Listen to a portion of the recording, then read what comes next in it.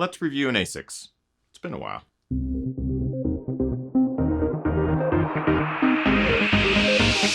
Ginger Runner.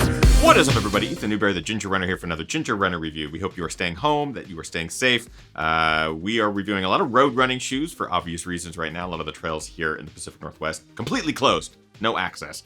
The one trail that I do have access to is an alley that is quite technical. So expect some fun trail running shoe reviews here in the coming weeks. Today we are reviewing a shoe from a brand that I have not reviewed on this channel in a number of years. I'll talk to a little bit as to why in this review, but here we go. Our review of the Asics Novablast is about to blast off. Before we dive right in, of course, I have to point out that this shoe was provided for review by Running Warehouse. They allow me to say anything I want about a product, which is exactly why I love doing these reviews. Everything you're hearing today, my opinion only. It is because I have run at least 50 miles in the shoe and have a lot to report on. Let's dive in. All right, so as I mentioned, it has been exactly 5 years since I have reviewed an Asics shoe on this channel. That is not because I have not been testing them.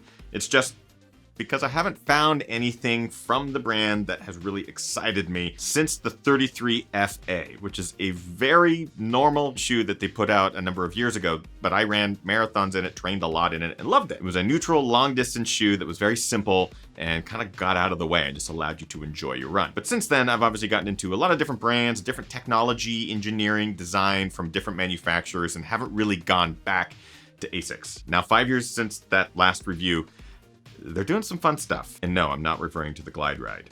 The Novablast is super interesting to me, and here's why. The shoe features Asics' new FLYTEFOAM Blast midsole material. Of course, FLYTEFOAM is all caps and misspelled, so, you know, marketing. It's bouncy, trampoline-like. I don't normally use that sort of descriptor to describe a shoe, but it certainly feels that way. The shoe helps provide runners with a super comfortable underfoot feel for those long, slow distances where you're, logging 15 to 20 plus miles, and rewards those who don't mind a bit more drop underfoot. We're talking 10 millimeter drop in the Novablast. And also for their stack and size, the shoe isn't that heavy, which is a surprise. So obviously we're dealing with something new from the Asics block. Does the Novablast entice me to get back into the shoe full time and keep them into my rotation? Well, as always, I like to talk about the things that I like and dislike about a shoe. The Novablast is no different. Let's start, as always, with the things that I like. FLYTEFOAM Blast. This midsole is dynamic. I think that's probably the best word to put to it. It's very bouncy. You're gonna feel it underfoot. It's very soft and cushioned. It's very comfortable.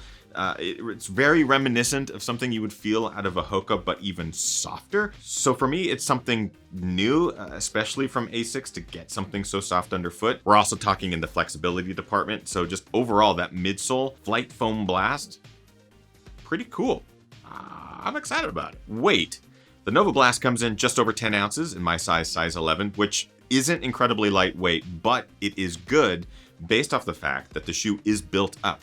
We have 37 millimeters of stack height in the heel and 27 millimeters under forefoot, so 10 millimeter drop. That is a lot of midsole. It's a lot of shoe. So the fact we're dealing with something that's just over 10 ounces with that much actual product underfoot, they're actually doing pretty well. Comparing it to something at a Hoka like the Clifton, which has a 33 millimeter top and stack height, you've got more underfoot and the weight isn't that bad. So they're keeping it pretty lightweight for a long distance trainer, and that's exciting. And finally, straight line comfort. The shoe feels damn good when you're doing that long run in a straight line. It's far more comfortable than I expected, which is a testament to its simplicity, where you have just a really good midsole underfoot. You have a really nicely put together upper that's gonna provide you with plenty of durable performance, but just that straight line comfort. It's got that bounce.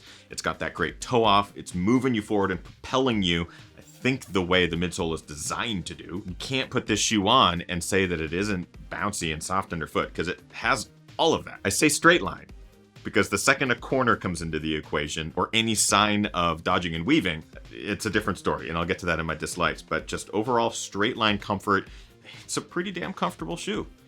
Surprised me in a good way. That being said, it is not all TP and hand sanitizer stockpiles. There are some things that I dislike about the Novablast. Stability. So the shoe isn't totally stable underfoot. I mentioned it, straight line comfort, you're good. The second you come around a turn, things get wobbly. We're getting a lot of lateral movement anytime you kind of squish left and right in the shoe. And what that does is it kind of keeps your foot moving to try to find that perfectly balanced point. Out of the box, and now with about 55, 56 miles in the shoe, the sensation hasn't left. It feels like there's almost a stick or a log underneath the middle of your foot that keeps the shoe wanting to rock back and forth. Underfoot, you'll notice there is a rounded pod right through the midfoot, but you also have these, what I would imagine, structured sections on the lateral sides that would help keep your foot stable. Doesn't really work that way. I just found myself always moving around every foot strike, even more so when you start running downhill and get a little bit of heel contact with that 37 millimeters of FLYTEFOAM Blast. There's not a lot back here to keep you solid in your foot strike. I'm not looking for a stability shoe. I'm certainly looking for a neutral shoe that keeps you stable so you're not moving around a ton. Dated.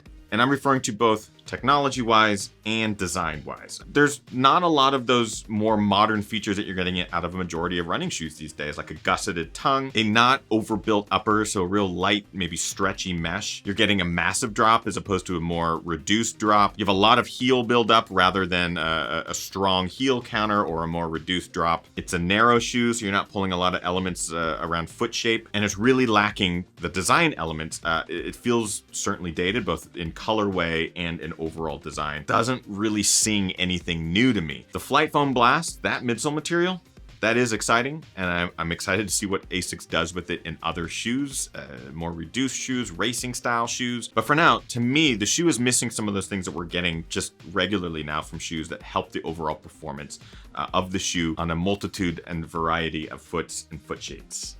Feet shapes. It's very basic. And very basic in design as well. So yeah, it's got some good things, but it certainly has some things that can be updated. And finally, drop. I've mentioned it already. 10 millimeter drop is a lot. I've tested all sorts of shoes from 8 to 12 millimeters. In most cases, I don't really feel that dramatic of a heel drop in shoes that claim 8 to 12 mil. I will make note of it in a review if it is an issue. This is one of those shoes where 10 millimeter drop feels substantial. You're dragging your heel a lot of the time. There's some downhill discomfort and instability issues, which I've already talked about. Basically, if you're someone that is susceptible to heel drop issues, you're gonna notice it right out of the box. The midsole is pretty dang resilient, so you're not gonna get that fade in period where all of a sudden that 10 begins to feel like a 4. It's just gonna feel high for everyone for a long time. It's a bummer. That being said, that is it for dislikes about the Asics Novablast. In conclusion, this is a shoe I did not expect to enjoy as much as I did.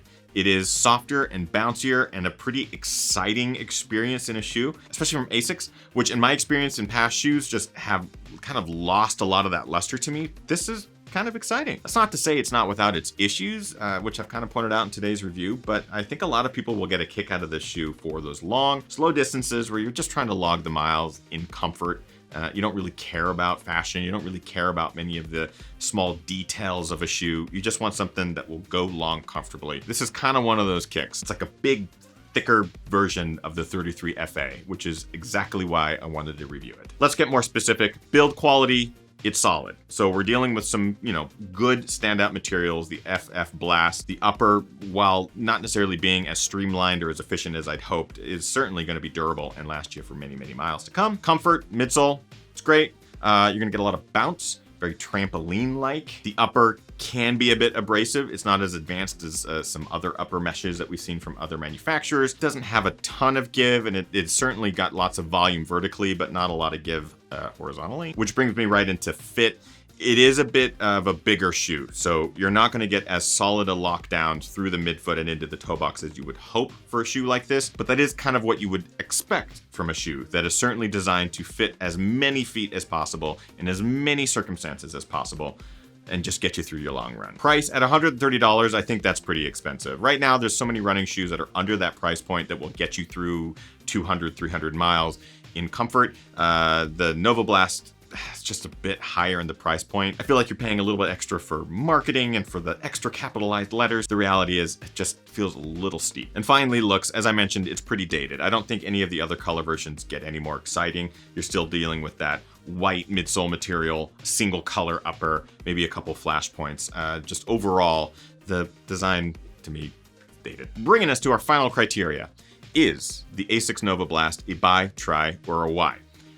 I'm leaning into try, purely because of this midsole. If you get excited by stuff that's soft underfoot and bouncy, marshmallowy, while trampoliny, this is going to be one of those shoes you might get excited about. It's got some extra thickness to it. It is thicker than what you're going to experience from a lot of Hoka's, which is, we're seeing a lot of shoe manufacturers kind of go that direction. And in many cases, they're not really hitting it out of the park. This is one of the shoes where, okay, I see where you're going with it. And it's kind of a cool thing. Way to go, Asics. That, my friends, is it for my review of the Asics Novablast. Have you had a chance to try this shoe? If you have, let me know in the comments what you think. I know that there are reviews and other people who have run in this shoe many times out there, and I'm just curious what your thoughts are on it, and does it interest you at all? Let me know in the comments below. If you would like more information or you would like to get a pair of the Novablast yourself, we have links in the description. They'll take you over to Running Warehouse. They are affiliate links. They cost you nothing. They help the channel out. And we have coupons and all that good stuff for Patreon supporters as well. But right now, Running Warehouse is having a ton of sales on various shoes, both trail and road. So definitely click the link, go check them out and see if there's anything that fits your fancy. Right over here, we have social media links, and at the bottom is patreon.com. That is how people are supporting us through all of this, which is fantastic. And what we are doing, which is kind of exciting, is we're doing a daily live show. So every single day we are going live during a show we call The Daily Brew. Over a cup of coffee or over a beer, we're talking about all things running, all things life, we're answering questions. It's been awesome. So if you would like to support us, you can go to patreon.com/gingerrunner for as little as $3 a month. You get access to Daily Brew episodes. We're on episode 22, 23 now. And in addition, there is a coupon code for Running Warehouse for 10% off a lot of the items. It essentially pays for itself. So consider it if you haven't already. Thanks, everybody. Again, we hope you're staying safe and getting out there as much as you can safely. Keep it up. We're all in this together. So keep training as much as you possibly want to. Virtually race harder. I know there's lots of virtual races going on right now, so we hope you're participating in some of those. And finally, party the hardest. That is something we can all do right now. Thanks, everybody. See you next week. Bye-bye.